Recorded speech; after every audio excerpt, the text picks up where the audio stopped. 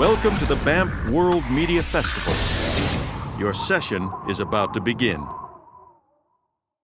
Good morning. I'm Tracy Jennings. I lead the Technology, Media, and Communication practice for PwC in Canada. You know, it's funny today, I was all set to kind of come and be behind Larry King, and we were really intimidated in terms of Larry King's reputation. And you know, when I was asking people, okay, what do you do when you're going to go behind Larry King? And people said, well, you know, it's kind of interesting. Wonder why he's coming. And I think he wondered the same thing. So we're very pleased. I'm joined by Mike. I'm Mike Patterson. I'm the Canadian editor of our Global Entertainment Media Outlook. It's great. So at PwC, we're really focused on industry trends that are happening globally around the world. And we bring a pretty unique lens, working with the companies in the entire ecosystem, from first-time producers to large multinationals. And today, we're very pleased to globally launch our 13th Global Entertainment and Media Outlook. It's a pretty unique publication we've heard because it really looks at 13 entertainment and media segments in 48 countries around the world. Our process really looks at grabbing the trends in the industry. We look at consumer end user spending and advertising, and we do a forecast of what's going to happen in the next 5 years. So this year also marks the tipping point, which is one of our key themes in terms of digital. We really are calling it the end of the digital beginning. And it marks our own tipping point because we've taken our 800-page publication and we are no longer printing it. We've switched to the online version, and it allows us to really give you the flexibility of taking a look and trending your data, whether you're comparing your industry segment to another segment or another country around the world. Each year, we produce this publication with Wilkowski Gruen, and today we're going to give you a very short, quick glimpse of some of the highlights. So globally, we know the near-term economic forecasts are pretty mixed, depending on the geography, and we think that's trending. Overall, we think entertainment and media spending is really going to grow less than nominal GDP, and it's really reflecting the challenges that companies are faced as they shift to digital and really the lower price digital models. So we also know we need to be interactive, so get your phones out. We want to hear what you think as we go through. So Mike, it's a 5-year forecast. You know, what did we say about where we would be 5 years ago? So I went back, the first time I presented this was 5 years ago. These are actual quotes from my notes in the slide deck. And you know, the first prediction was mobile television will be a $100 million business in Canada. And I remember that TV executives I work with saying, Mike, like no one's going to watch TV on their phones. And kind of look how the world has changed. Now those people work for Bell. You know, so now the dollars have materialized. We believe in 5 years it will be, there'll be a $65 million advertising supported model. And when it comes to premium content like sports, there'll be $10 million in subscriber revenues coming from that. You know, another trend when it comes to internet, we said it will constitute 19% of the Canadian advertising market. It's now 22%, so it's exceeded our expectations, but the trend was there in terms of the impact of technology. Other key trends, 5 years ago, we were talking about IPTV rollouts, and now we see that actually happening, and we're forecasting 10% penetration in the near term. And sports rights, as we all know, those are increasingly valuable. If you want to make money in the past 5 years, you should use owning a sports league is a great place, and the recent MLSE deal, we see the value in those. So that was the past, but Tracy, what about the forecast? Yeah, one of the benefits that we see when we look at our publication is to see where Canada is relative to the rest of the world. So if we look at Canada, we're forecasting growth to 6.5%. I guess we're pretty proud. We're going to grow a little faster than the US. It's slightly behind our overall average growth rate that we're forecasting globally of about 5.7%. So that's kind of where Canada is. It's really propelled by internet access, advertising, and the still important television subscription market. We'll come back to that later. So Mike, what about the rest of the world? But there's a lot of talk about the BRICS, and I think the BRIC countries really show how the economy propels media spending. So Russia, the TV advertising market, and this should be of interest to people in this room, will actually grow on average at 12% a year, and it'll become larger than both individually the UK and Germany, and that's despite advertising of alcohol being banned. So you can imagine it's a huge spender. They can't even advertise, and that's how fast it's growing. Now, I know that would never happen in Canada, but the trend is interesting. China, mobile penetration currently on smartphones is 35%. That's going to grow to 73%. So the amount of people having increased access. And between China and India, they're going to add 135 million television subscribers in 5 years. So the size of those markets is just massive. And I think as Canadians, we should be aware of that because it creates opportunities. So interesting global trends, but I know we're in Canada, so we're going to focus on Canada. So Tracy, what about the Canadian forecast? Yeah, so if you take a look at the next slide, we're going to ask you what you think. Now, this is a technological issue. As we look at the technical age, we're always dependent on wireless access and internet access. So this is a bit of a test. We'll have to go the old-fashioned route if this doesn't work. We're going to ask what you think. We're at mercy of the wireless network in Banff. And there's 2,000 media executives running around with smartphones trying to use it. So we're going to see if this works.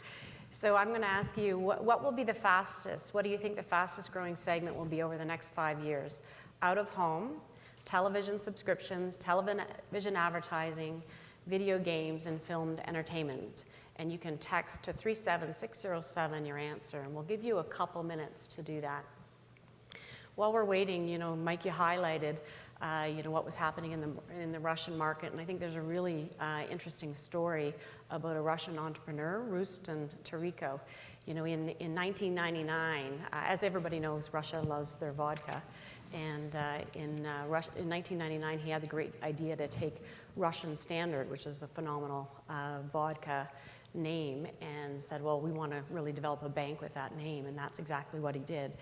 People thought he was crazy, but what it showed, based on his market research, is that name was a trusted name. And what he's been able to do since 1999 is really grow that bank into a very profitable bank in Russia. So I think, having a trusted brand means a lot. So let's take a look and see how we did. Okay, very interesting. Okay, so 5 people got through. So we had 4 for video game, 1 for film entertainment. So let's just say there's still value in our... Here we go. Oh, that's it? Are you done? Okay, so let's take a look at what we think the highest growing segment will be. Oh, we have a disagreement. Yeah. You know what? So you can come back 5 years from now and see if we were right in that prediction. Okay, we can bet on this. This is great. But if you look at television subscription model, remember for our outlook, it includes over-the-top as the new competitors are coming into the marketplace. It is $13.4 billion. So it is still the elephant, and it's still delivering very good value. So we see globally around the world, television subscription will grow. Does internet connectivity subscription Does internet connectivity subscription count inside of television subscription? No, we cover internet access in a separate, and internet access includes both mobile access and access through broadband and historical dial-up. This includes subscriptions, video on demand. So as we're seeing the digital shift out of filmed entertainment and the bankruptcy of players like Blockbuster, that's just shift to digital. People are now actually so that's Netflix or HBO Go or any of those ones. Yeah, and we would say our own Cineplex. It's also other devices like video on demand when you go on Rogers and are now watching TV. So it's also a kind of interesting because of we've seen through the economic recession that television subscriptions is still delivering a lot of value, and it was actually immune to the decline. How does it compare to internet connectivity? It's a bit higher than the internet, like internet access fees, wired and mobile, would be just under 10%. So I think we're seeing price increase, volume increase. Yeah. So that's where we think the highest growth area is. Mike, let's talk a little bit about where we see the growing areas in advertising. So on Sunday, Keith Pelley talked about the shift. So you can see there's a good news story for advertising in general, but spending going into internet advertising is going to grow faster than anything else. And we see in 2014 it will surpass television. So yeah, television is growing at 5%, which is good. But the story in there is video. Video is going to be growing at 33% a year. It's going to be a $300 million business in Canada. But you have to keep in perspective, search, banners, display ads are each $2 billion. So there's still a lot of dollars in those segments, but we do see some challenges around fragmentation, CPMs dropping, ad exchanges. They're not going to grow as fast as video, and that's where some of the opportunities are. But on TV advertising, I think we believe with reach, live sports, social media, keeping people involved in television, that it's going to still be a $4.9 billion market. So there still is opportunity there. I just want to talk about newspapers for a second. In terms of, we're going to see a big experiment this fall with paywalls, and some are already doing that. Our belief, despite asking people to pay for access, that the advertising will still grow on those websites. Paywall isn't really a wall, it still allows you to get in. And we're looking south to the success of the Wall Street Journal, which has been able to put up a paywall and add 500,000 paying subscribers. So we think this is a key time, but we see opportunity still in newspapers. So those are advertising segments, which are obviously important in terms of creating content, but what about consumers directly? How's that spending going to change? Yeah, well, Mike, when I look at the most interesting story this year in the consumer end user spending side is really ebooks, and that's no surprise. In many respects, we give the data kind of behind, some of the trends. The growth in tablets and other devices has really changed the ecosystem relative to e-readers, and we're forecasting that the spending on ebooks will triple through to 2016. Interestingly, at the end of the forecast period, we think it'll be about 40% of the overall consumer market, so a significant shift that we're seeing.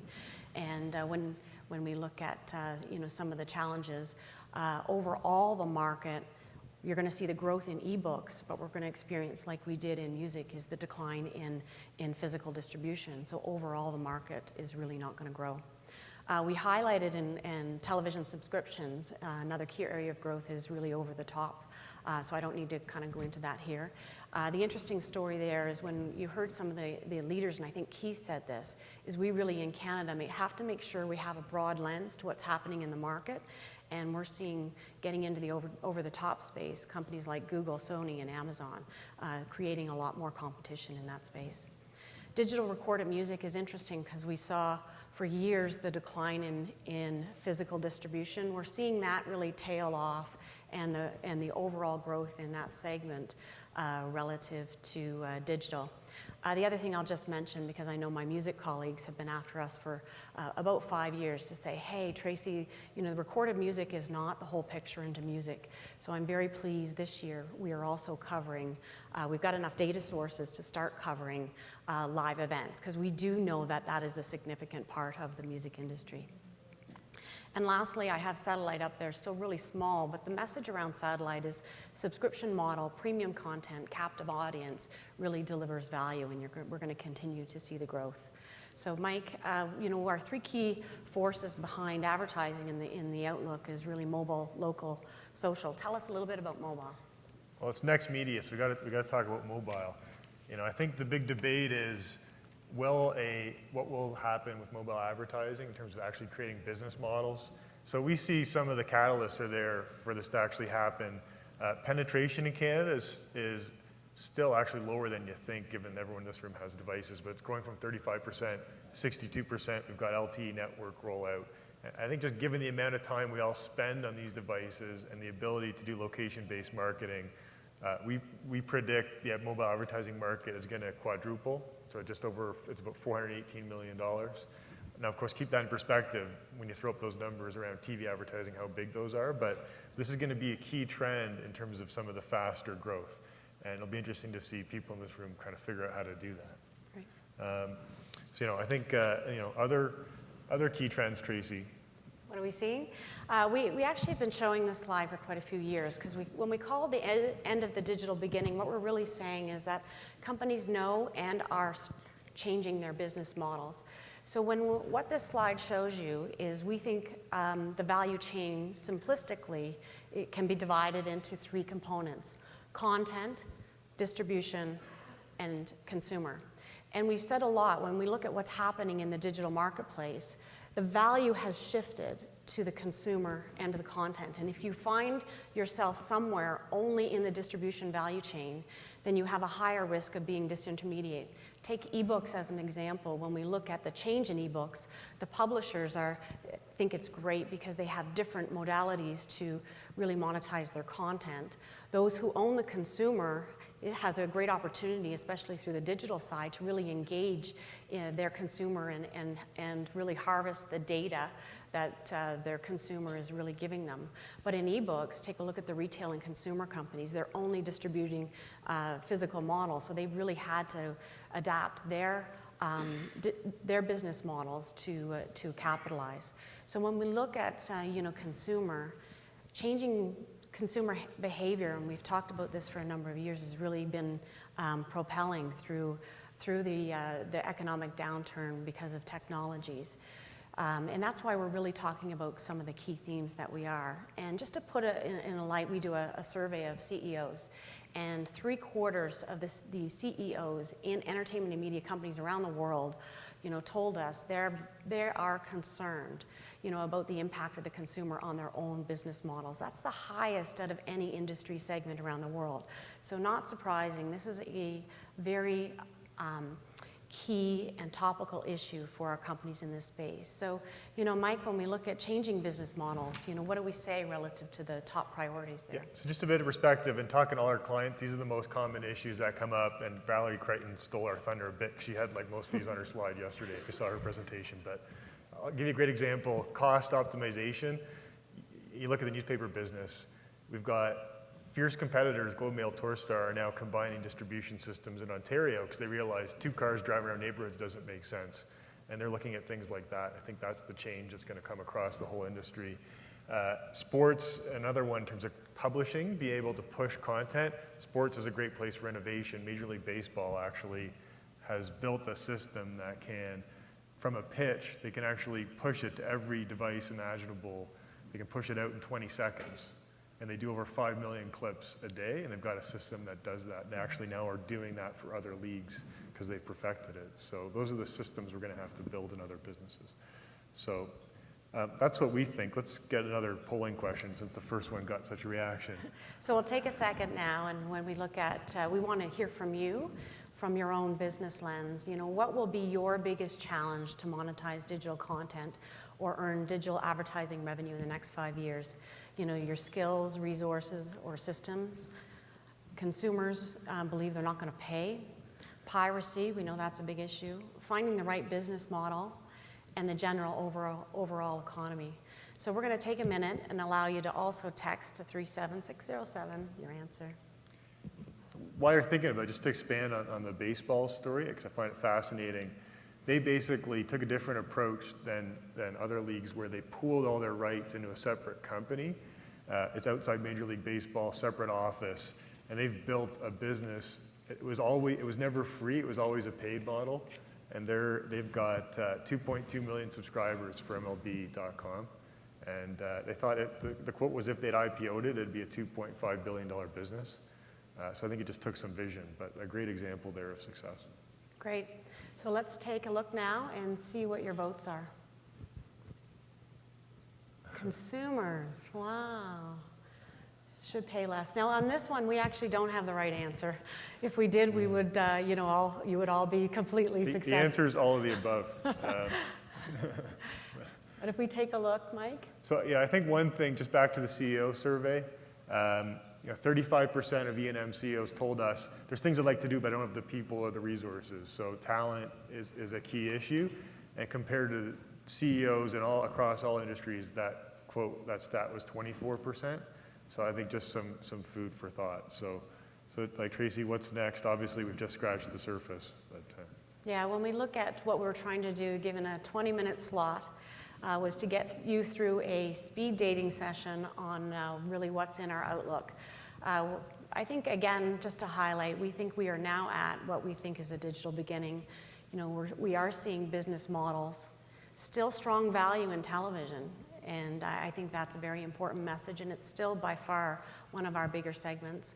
But the growth we know is also going to come through the internet and really adapting new business models that capitalize on the opportunity, especially with the access to digital, on getting to know your consumer a lot better, understanding the rights you have for the content and how you actually can distribute it, and maybe think of new business ways of doing that that are not just linear translation of your content, you know, into the web version. So this is just a quick highlight. We wanted to tell you that if you want to take a look at our Outlook, go to pwc.com/CAEM Outlook, or Google PwC Outlook. You can have a look for more trends. So thanks a lot for your time. Thank you.